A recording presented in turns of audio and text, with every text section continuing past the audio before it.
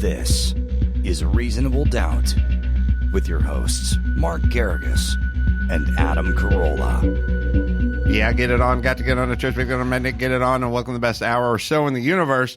It's Reasonable Doubt. Mark Garrigus in studio. Y'all. Well, I saw when I was in Utah, I think, the construction that had happened. I wasn't going to miss this for anything. You couldn't have kept me away from here. Well, there's so much going on in the legal world out there. I don't even know where to begin. Gary, where do you want to begin? Because the I could.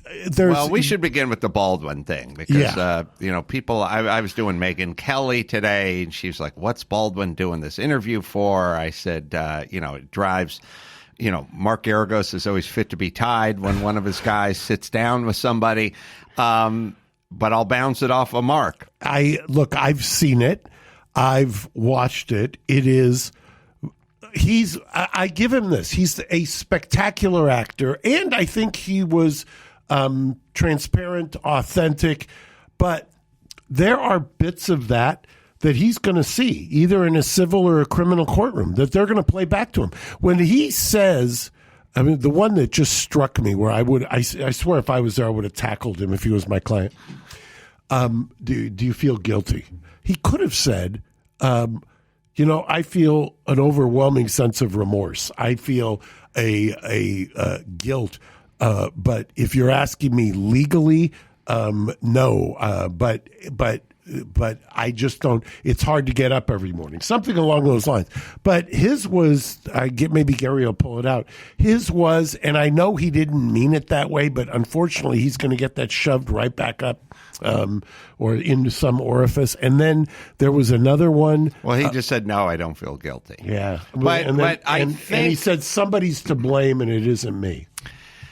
I think it was a couple of moments like that made a lot of the viewers, the more discriminating viewers, discerning viewers, I felt like that made it feel a little bit cooked or a little bit coached. Yeah, exactly. Because it felt organic, except for there were a few answers that seemed like if they had sat down and discussed this with an attorney beforehand, there would have been some marching orders, like do not say yes, guilt. Right, to guilt. But what you're saying is it's going to be broached, so have an answer that's a little more nuanced. Look, I would be shocked if he wasn't coached before he did this. I'm shocked. And if he did it without lawyers' advice, then shame on him.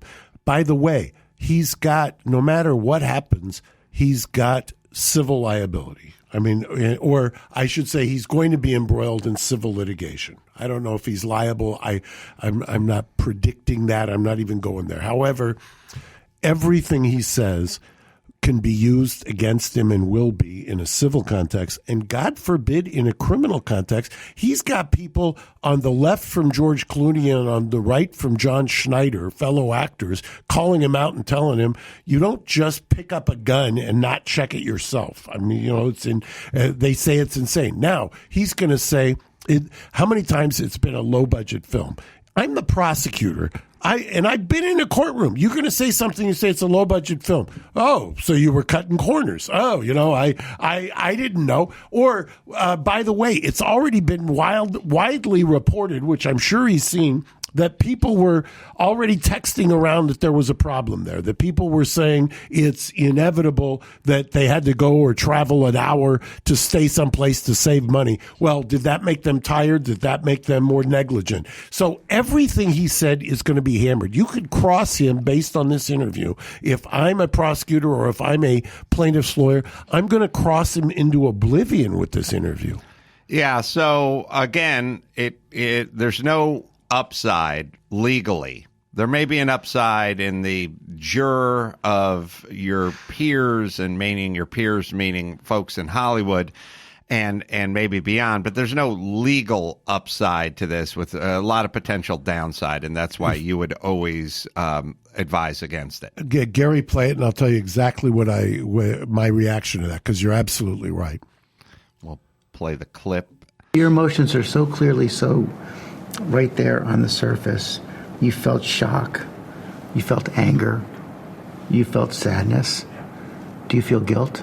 No. I feel that there is. I feel that someone is responsible for what happened, and I can't say who that is, but I know it's not me. Yeah, I mean, I can't think of a worse scripted answer than that. I mean, it's just that's going to be jammed up. And by the way, when you say the problem with people who are famous as opposed to infamous is people who are famous generally come with a lot of people, what I call the 5 and 10% crowd, who are yammering away in their ears and telling them what to do, and they're concerned about the public image. The public image right now, you could have done something that was not an interview that would have conveyed or done something for your image. You could have surrogates come out. You could have there's other ways to do this. But number one, you're in the crosshairs, pun intended. You need to just sit down and shut up. Well, also, if you really think about it, most of America, well, first things first, we don't assume Baldwin is a cold-blooded killer. Most America assumes it's an accident when you reverse engineer it, which is, did he kill her on purpose? Answer, no, thus accident. So we may not be rooting for you, we may not have your back, but we don't assume that you woke up that morning and said, let me see if I can kill a colleague. So I don't, in terms of damage repair, I don't know how much damage there is to repair. I don't think most people think he's a killer. And you're absolutely right. And he can say that I'm told by people that I'm not fearful of criminal prosecution. Nobody knows that. I mean, if he's got a lawyer who's telling him that, shame on you. Then nobody knows whether he's got anything to fear. Nobody knows whether or not they were cutting corners, whether they've got a theory on him as the producer for liability, whether there's a protocol that he knows about from a previous film that he should have checked the gun first. Sit down, shut up. Nobody's talking about intentional murder. What they're talking about is gross negligence, implied malice, or involuntary manslaughter. Which you're not going to talk your way out of at this stage. No, that's your lawyer's job to communicate all of the things that you're telling George Stephanopoulos. And by the way, the George Stephanopoulos interview was about as softball as you could get. I mean, did you watch it? Welcome to 2000 and anywhere that starts with the teens. I mean, people are simply just going to the places where they can find, safe refuge in terms of the interview. And that's become the new world order, which is, speaks to kind of a bigger and more global issue, which I always say, which is, journalism has died a hard death when we've sort of have friendly places and unfriendly places. And I know this guy's or this gal's not going to ask these questions and this other person would. And, I've always sort of said that. And it's actually something that Bill Maher says, but Bill Maher says it, I think, naively. I say it with a little more precision, which is, if you take a look at Fauci does an interview. He'll do an interview with a random Ring doorbell. If he's jogging down the street, he'll stop and give him 8 minutes for a sit down on a folding chair in front of a random Ring doorbell. He'll do any interview on any show. I mean, he must have been on morning shows, political shows, CNN. He must have been on CNN 1,700 times. And then when they're on CNN, they say, these unwashed Fox viewers, how do we get them to take the vaccine? How do we do it? And they go, I don't know. Well, I do. I know a good way to get to some of those Fox viewers. Go on Fox and then tell them to get the vaccine and share with them your truth. So you go, well, that's weird. Yeah, as we brought up before, Tucker Carlson has a much greater viewership than Joy Reid. So why not go where the fish are? And again, why not go with the people who aren't listening to you? They're over here. You're essentially preaching to the choir. When you go on Anderson Cooper and tell people we need to get vaccinated, 107% of his audience has been triple vaccinated, and they're triple masked as well. So go over there. But he's not going over there. And he doesn't go over there because he knows he's not going to get the Stephanopoulos treatment over there. You know, it's such a good point. In fact, I'm going to pause for a second and tell you about, do you own or rent your own home? Oh, yeah. Okay, good. One or the other. And I bet it can be hard work. You know what else? You know what's easy? Gary, you know what's easy? Bundling policies with Geico. Geico makes it easy to bundle your homeowners or renters insurance along with your auto policy. It's a good thing, too, because you already have so much to do around your home. Boy, do I. Go to geico.com, GEICO.com, get a quote, see how much you could save. It's Geico easy. Visit Geico today. That's geico.com.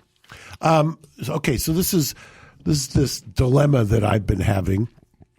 I have been doing Newsmax in the morning and more Fox at night, and I get a lot of pushback in my kind of liberal, locking out a liberal, or some guy keeps saying Learjet liberal Garrigus on the comments, except it's not a Learjet, dude. It's a G4.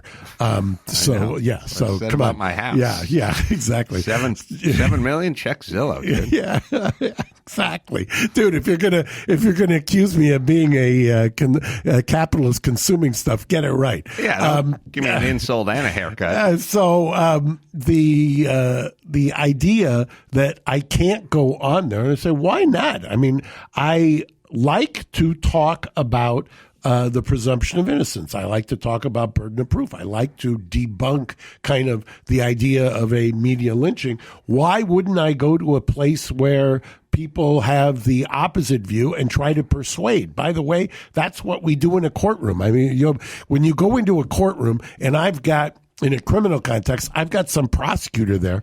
I mean, we fight like cats and dogs, but at the same time, at the end of the day, I'm trying to persuade somebody of my point of view, or the client's point of view. Why? I don't understand why people shirk from that. Well, I mean, you just look at the word, like if you looked up the dictionary definition of the word persuade.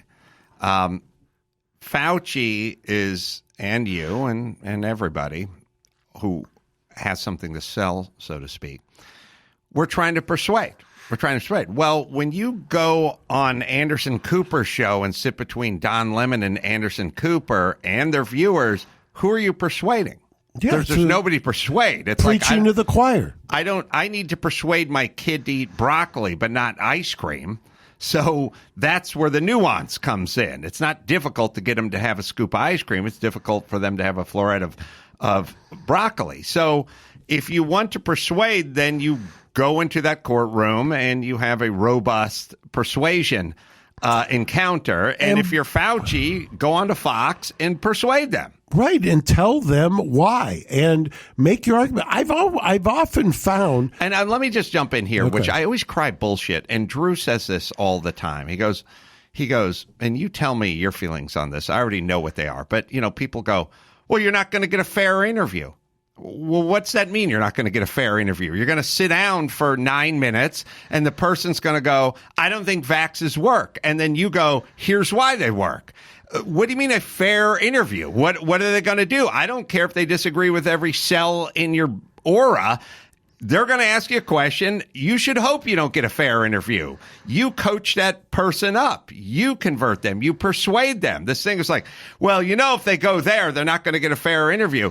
What is a fair interview? When the cop pulls you over and wants to know how fast you're going, they're giving you a fair interview when you're doing a job interview. It's not. The whole idea with an interview is to see what can we coax out of you. And then your job as either an attorney or the head of the CDC or an infectious disease person or whomever, your job is to then, it's like, look, Sanjay Gupta goes on to Rogan. Does he get a fair interview? He gets an interview. And by the way, it's up to him to defend his point. It's not a fair interview. Isn't a friend of yours from college lobbing softballs your way? I couldn't agree more. By the way, we've been complaining for 2 years that we listen on a kind of uncritically to so-called experts about the virus. And how many times you've heard me say this, I would love to just get the person into a witness stand and just do a cross-examination, because you know what you'll find? You'll find they're either they hang together or they don't hang, or they hang themselves, because if you can't answer questions where somebody has is not kind of predisposed to give you what you want, and you can't handle those, then what are you doing? What does it say about the legitimacy of your argument if you do not want to expose yourself to a fulsome give and take? Also, speaking of fair, what about the audience? I mean, do you think they want to see you just lob softballs that Baldwin or Fauci or whomever can That's answer? why the Stephanopoulos interview was just was mind-boggling to me. In fact, when they were promoting it, I said this on a TV show the other day. I said, I don't know who they're promoting more, George Stephanopoulos or Alec Baldwin. In the promos, it looked more like it was for George Stephanopoulos. And I was like, okay, great. So you got the first interview. Couldn't you have asked some questions that weren't complete softballs? And I'll return to this. I'm not condemning Alec Baldwin. I mean, I think there's a lot to defend about his position. But, however, why was he doing the interview? I mean, that's a fair question. Why are you talking? Why are you, while you're in the midst of an investigation, why are you talking to me? Go talk to them, cooperate with them. All right. Another subject, Gary? Well, before we move on, I thought? might be able to shed some light on Mark's thoughts on Stephanopoulos. That whole interview was the main producer of it was George Stephanopoulos Productions, which he set up last year. So he was the driving force behind it. ABC was like a co-producer on it. Yeah, well, that explains but quite I got to bit. say, these are dark times for journalists when, in order to get interviews, the tacit agreement ahead of time is we shall not be asking any probing questions. Well, or you promise that you're going to do co-ventures, because I believe in the Oprah case with the Meghan Markle that there was some quid pro quos there. And by the way, I'm old enough to remember when CBS, and when we were representing Michael Jackson, when it was almost a scandal that CBS had given him an entertainment special and then he does the 60 Minutes interview. That was a journalistic scandal almost 20 years ago. Now that would be quaint. All right. Next topic. I got a text from one of Mark's associates pretty recently. Very good news. 14 people were arrested in the smash and grabs in Los Angeles. That's great. But then, what? Let Gary go. Also, Well, then they released them all. There's people getting shot in Los Angeles, too, man. Well, the smash and grabs, which I want to lose my mind. I've represented years ago, I believe it was in Pomona, a group that kind of was organized in this way. The idea that these are looters, or that they call them people that are, or it's characterized as unorganized, is insane to me, because this is a recurrence of what we used to have in the 90s and the early 2000s. I don't know if Gary's got any of the video of it, but these are organized groups that have warehouses where they take the items that they steal in these smash and grabs. And you're seeing a lot of it recently because it's become a real issue. One of my criminal defense lawyers, believe it or not, is complaining bitterly because, I think they did a press conference. They've got a very difficult time in the city and the county of LA because on one hand, they're trying to get people to go shop. On the other hand, they recognize that people are fearful of crime. And on the other hand, they're using it to kind of bludgeon George Gascon and his bail policies. So you've got all of these competing interests. And the idea that somehow you can't consider danger on a bail decision, that's just not true. And so I don't understand why this is being characterized the way it is, but it's aggravating.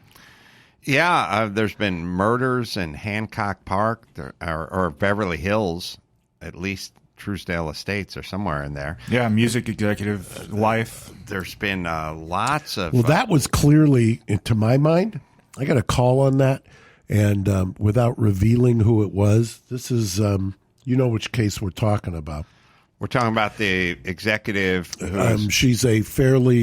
She was octogenarian, I believe. Yeah, she was very old, but he was a very prominent music executive, kind of the godfather of black music. I've seen him described several times. And then their daughter is married to Ted Sarandos, the chief executive of Netflix. And I hate to spread rumors. They've got somebody who was arrested, but I've gotten what I consider to be very good information that this was a hit. And really? This was so we'll be exploring that because why would there be a hit? I mean, it's described as a robbery gone wrong or something. Yeah, except I don't think anything was taken. And what? And was it at 2:30 in the morning or something? Something like that. It might have been 3. I saw reports that there were security on site who were also shot and did not fire back. And then it's being reported that the person they arrested subsequently drove across town and tried to break into another property and shot himself in the foot with his own AR. Jesus Christ. But you have info from your sources that may have been a hit. Yeah, that it was a hit. Now, is a hit, first off, it's weird when people are in their 80s.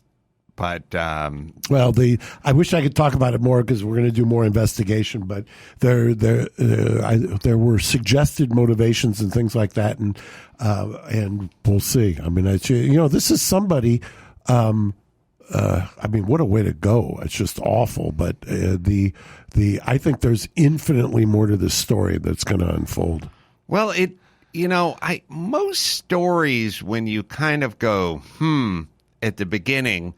That's usually as clear as you're going to get. So most stories, when you just kind of go, well, why would somebody, you get this, you get your first blush is kind of your purest blush because it's before any other thing has permeated your brain and you're starting to put together, theories.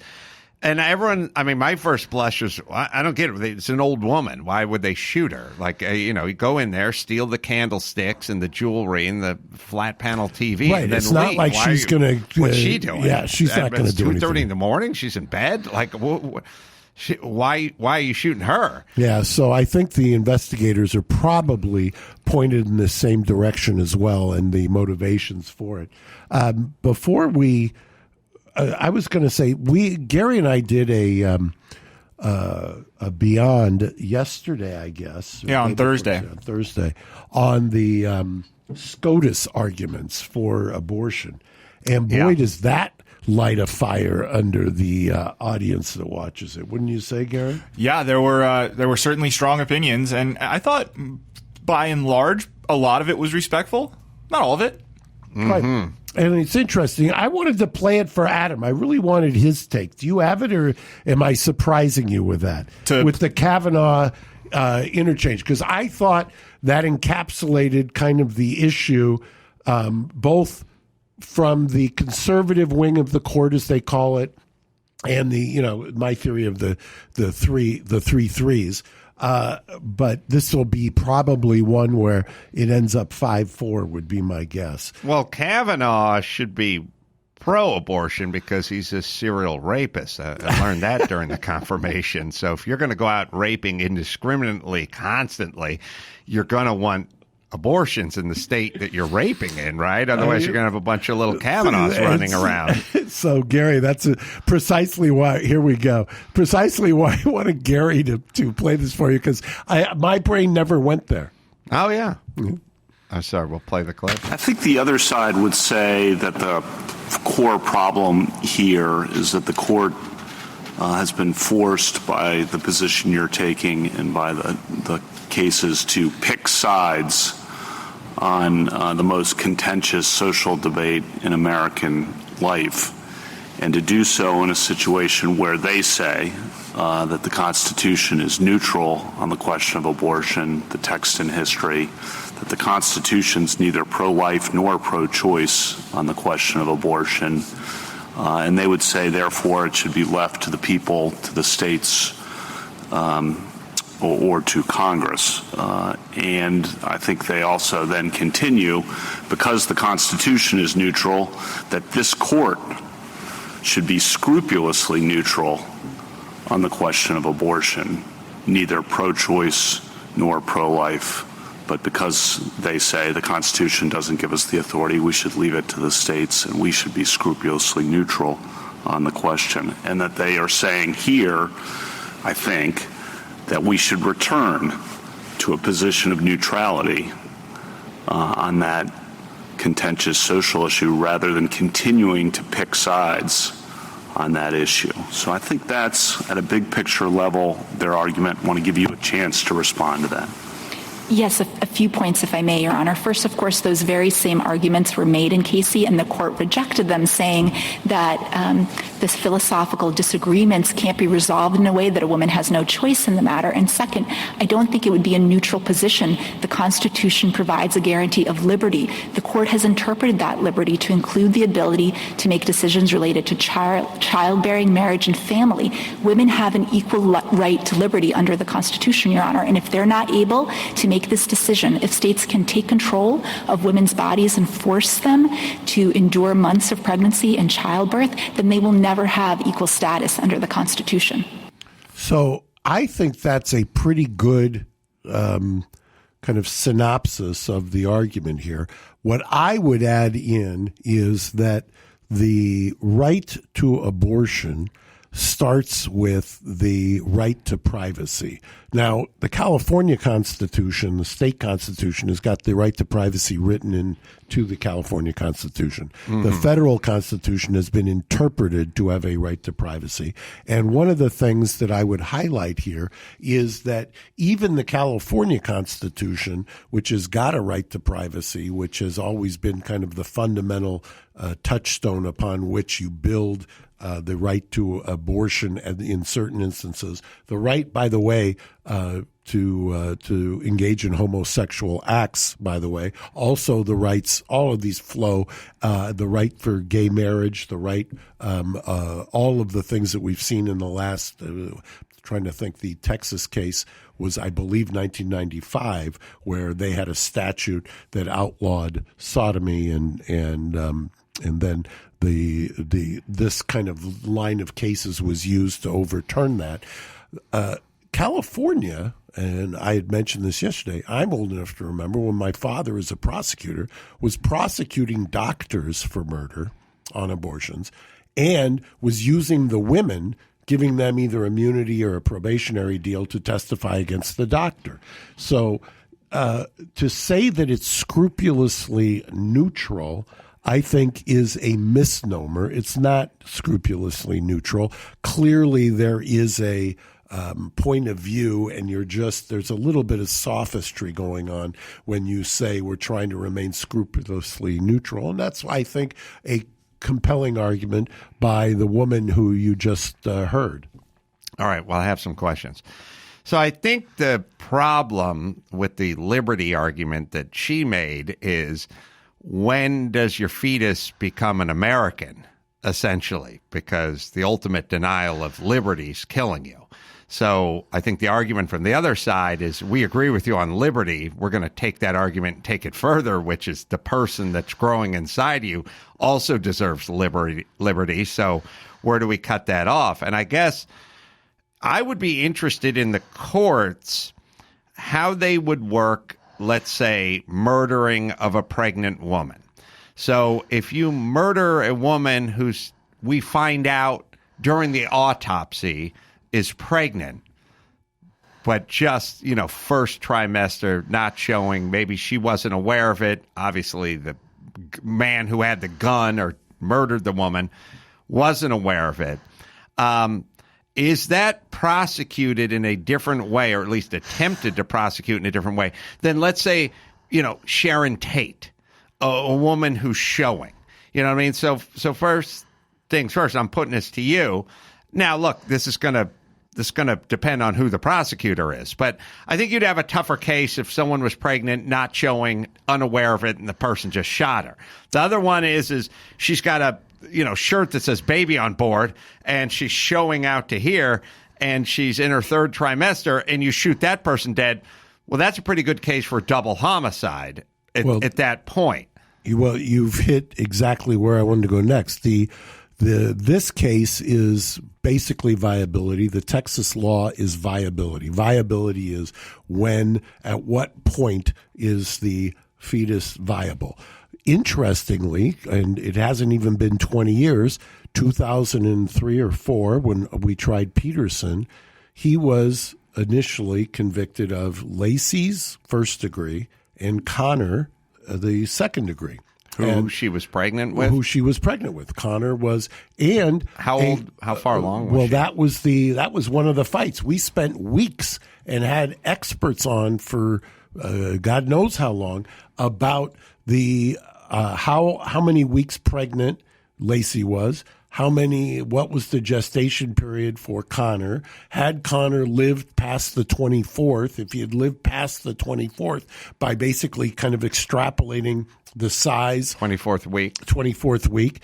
Generally, the viability is that the Mason-Dixon line? Kind of in that 21 to 24, but what's happening right now is trying to push that back. One of the interesting things, building on what you were saying, I saw kind of a Rachel Maddow, when she does her closing argument lecture or monologue, and she was saying nothing has changed in the last 50 years in terms of science or this or that, and we've already got it. Well, that's not quite true. Obviously, the science has gotten more sophisticated. Obviously, viability is defined differently now. Obviously, the medical world is different now. And so I think you're kidding yourself if you don't deal with that, because that's been part of whether you like it or not, that's been for those on the right, that's been kind of their mantra. They've figured that out. They've done kind of fetal scans and shown when the heartbeat is there, and done kind of a campaign to show that that's when life begins, and that it's dates the second or the middle of the second trimester. The problem I have, just fundamentally, and we've been fighting this fight. I remember in college there was a philosophy course that I took where we spent the entire semester arguing both sides of the abortion debate. And the problem that I always had is, what do you do in the cases of rape or incest? And I've never been able to get over that hurdle. And I'm not a female. I'm not the one who's pregnant. Neither are you. And it just strikes me that that's something that I think you can't hijack a woman who's been raped and tell her she's got to have the baby. Well, all right. So let's break it down here. I don't think the problem can be solved by the pro or the pro-lifers or the pro-choicers, because they're too partisan. You know what I mean? It's impossible. Yeah, Kavanaugh is right when he says it has now become the most contentious social debate. I can't think of anything that's more contentious. Here's what I would say, as a former prosecutor and rear admiral. I would say we must define when a life is a life. We have to define it. We're going to argue and go round and around and around for time and memoriam until we decide when a life is a life. And to answer the rape and abortion question, I would kind of look at it as a cop shooting a guy he just saw execute some guy on the street, where you'd go, well, that's a bad guy. And you'd go, yeah, but it's still not your job to end this person's life. It's not quite analogous, but it has some of the same elements, which is, if this person is a person as we've defined it, we've said, okay, X amount of weeks, middle of second trimester, heartbeat or brain development or, whatever, I think you'd need to get an independent group to go, look, forget about studying human beings. Let's just say baby rhinoceri. You know what I mean? When does that become a viable rhinoceros? When would you call it an infant or a baby rhinoceros versus a clump of cells? You know what I mean? So I think we need to define when this thing would be this thing. But viable within the womb or outside of the womb? Because that becomes an issue as well. Certainly outside of the womb, you'd have to go, well, now that's very viable. But I would just say viable and that this person would continue to be this person had we not flipped the switch on the person. Now, you could say, well, you could say that as soon as the guy forgot to pull out. But it's like, yeah, I understand. But yeah, somewhere between viable outside of the womb and viable inside the womb. Like I would like viable outside of the womb, not born in a manger, but in a hospital setting. Then what do you do when it's the mother's life versus the baby's life? Albeit it's not. If it's the mother's life versus the baby's life, like I would definitely side with the mom. Let's not get crazy here. Okay. So I would say that's not an overwhelming majority of the cases. I get it, but it's a problem that's not going to be solved by either side. It's going to be solved by the middle. But doesn't that which takes me, I think, full circle to where I always come out on this every time I kind of go through the intellectual machinations.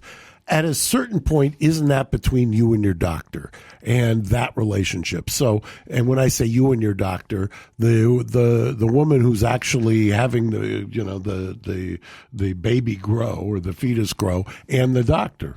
Well, first things first, all the people who want it to be between you and your doctor, you guys have been bloviating for the last 18 months why I couldn't get ivermectin from my doctor, even though it was between me and my doctor. That somehow was part of your fucking business. So let's at least get a little consistent over here, people. If it's going between me and my doctor, then I get to take hydroxychloroquine and ivermectin and zinc. Right. You guys didn't sign off on that. By the way, how many doctors do you know who did? I know personally at least 10 doctors who are the top of their field who all took, when they got COVID, every 201. Well, again, they had to be pushed into the dark alleys. Oh, absolutely. They were none of them. 8 of the 10 would not admit it. The other 2 were pilloried, and you know who I'm talking about. Right. So, all right. I would say this. I don't think it can be as easy as between you and your doctor because, and I'm going to speak in extremes here, but if you said my right arm is possessed by the devil, I'd like you to remove it, and you found a doctor who went, all right, I'll agree with that. We'd agree we don't want that. I'll tell you this. I mean, all you have to do is living in L.A. is see some of the botched plastic surgery. So all you have to know is I know plastic surgeons who have told people I know, no, that's not going to happen. I'm not going to do it. And I've known surgeons who will do it. Well, I mean, it's like the opioid addiction. You go, I want 175 oxycodone, and they go, no, I'm not going to do that. And you go, thanks, I'll go across the street. Right. I'll go find somebody well. All right, so look, I like philosophically, this is a decision somebody makes with their doctor.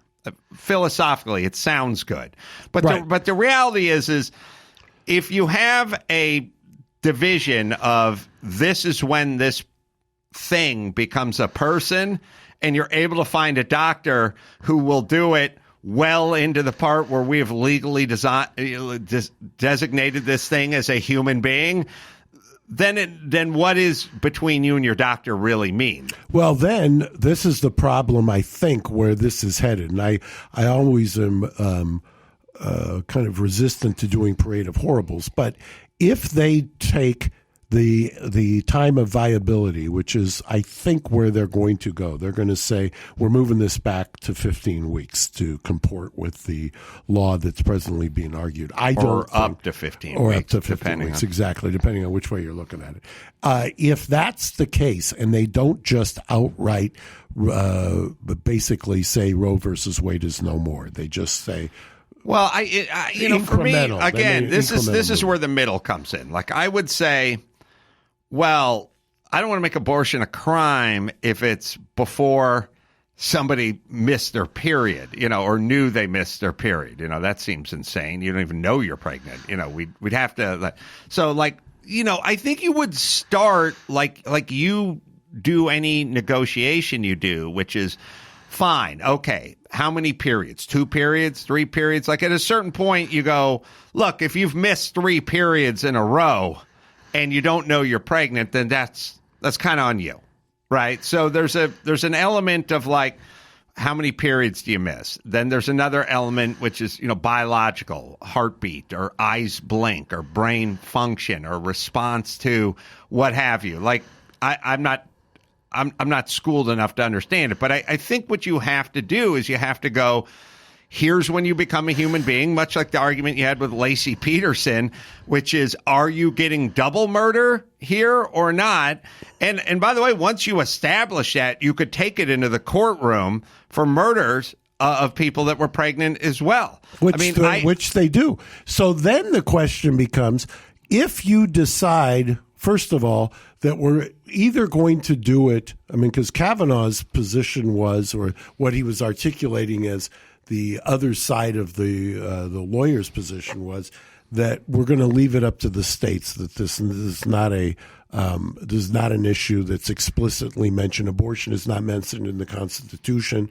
The people who agree with that are also going to say, look, the right to privacy is not expressly cited in the Constitution like it is here in California, and therefore we're going to leave it up to the states. But then, is that a slippery slope for a federal ban? Because I like states' rights a lot, but we also have, you can't join the Army in Mississippi at 14 and, drinking age, driver's license. I would like to go consent, by the way, as a sort of universal 9.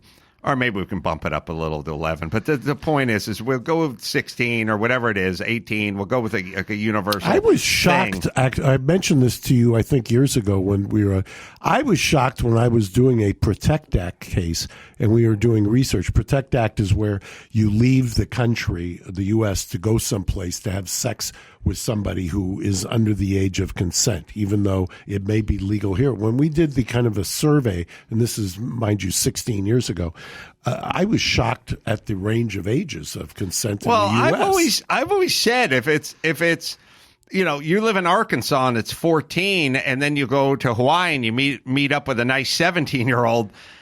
It's not really, you're not going to know. They don't post that at the airport. I've said for years they need to give you that information before you leave the airport. But you had this experience on Loveline, right? Didn't you guys discuss? I thought Drew and I were discussing this one night about that kind of that it should be more science-based or biological-based as opposed to kind of just which state you're in. Well, look. I like states' rights. That being said, I'm fine with 21 being the age for this and 18 for the military.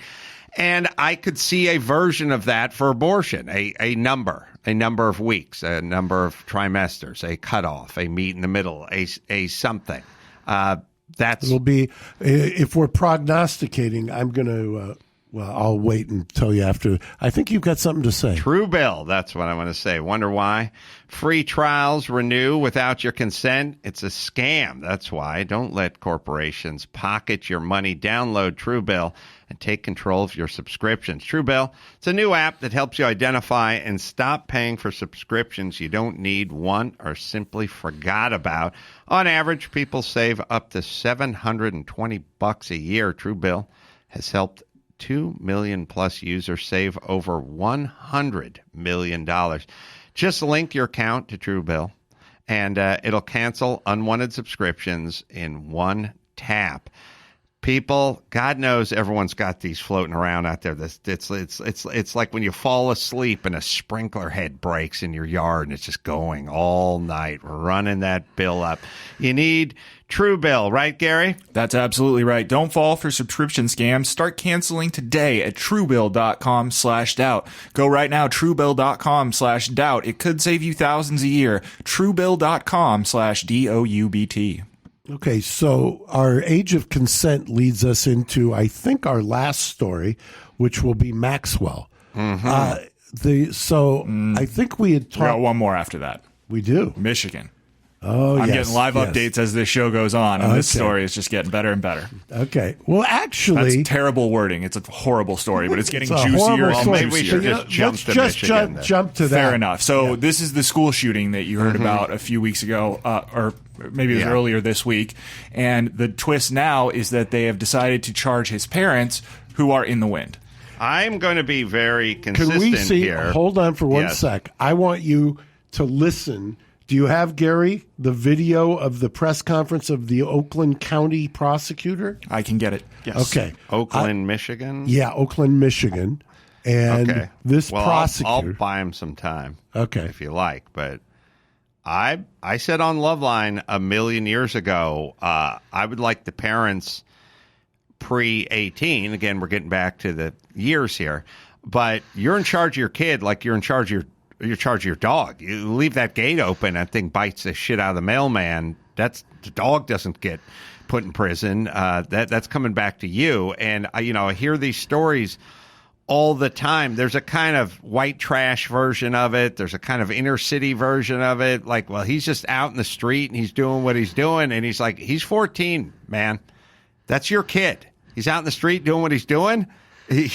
When you hear, and I will give the defense line, but when you hear the presentation, which is not that long, Gary, I think it's about 45 seconds of this prosecutor, and the evidence that they've already developed, I will give the counter to it, but it's about here she is right here.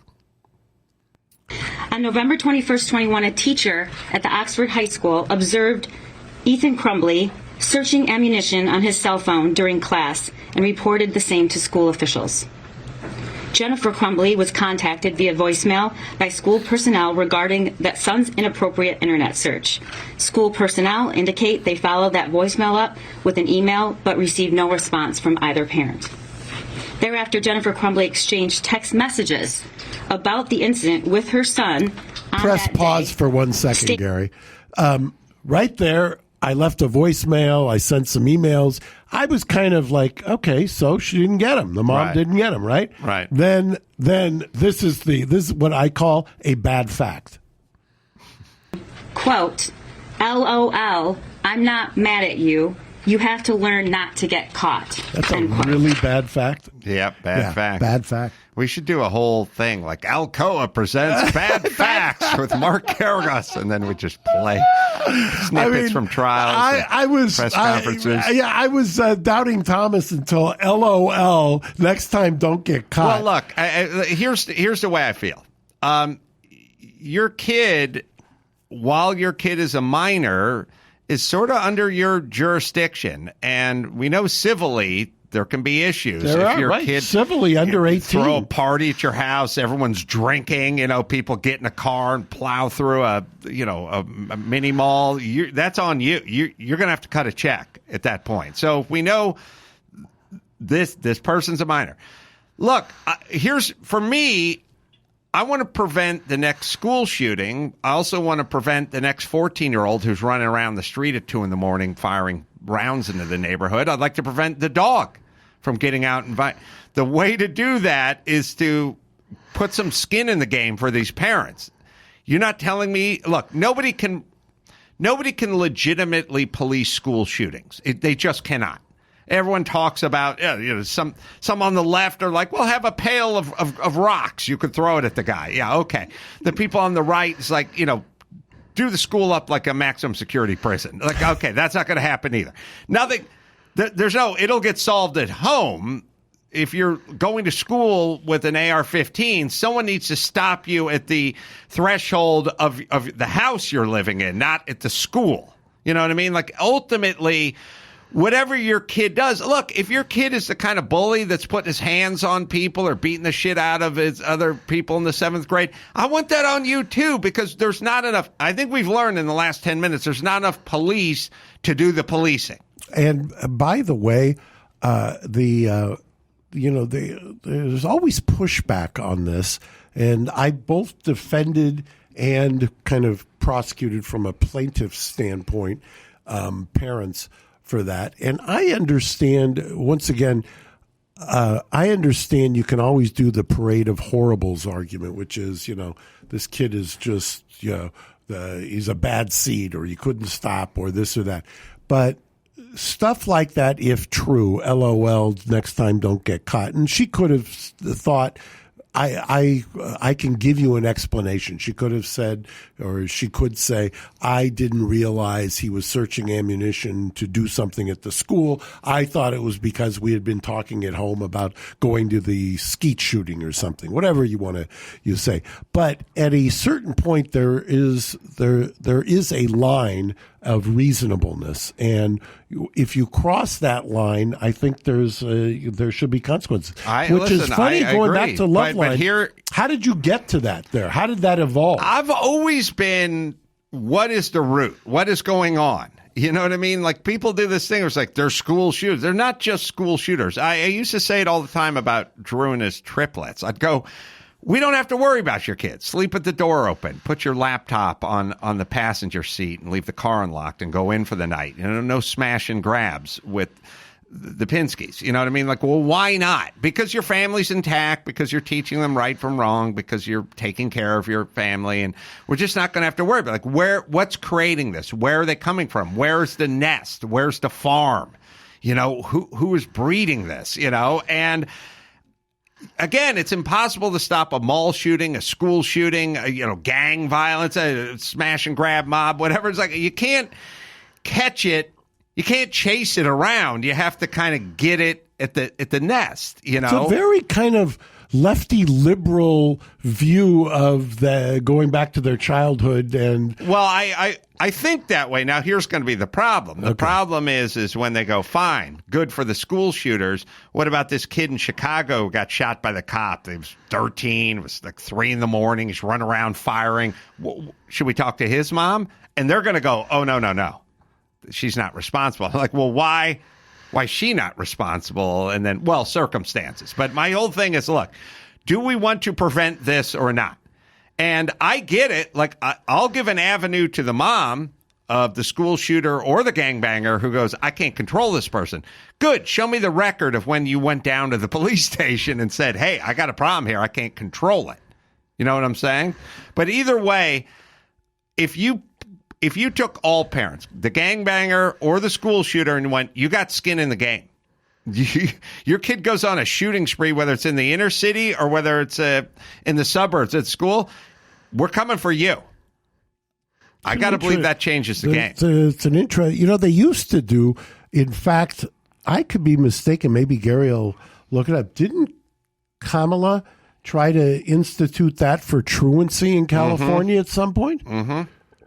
Yeah, well, by the way, who can prevent a kid from going to school or not going to school? A truant officer? You know what I mean? Like, talk about it in anachronism. Can you imagine truant officers in today's day and age in California? It's impossible. The person that's in charge of the kid going to school is the parents of the kid.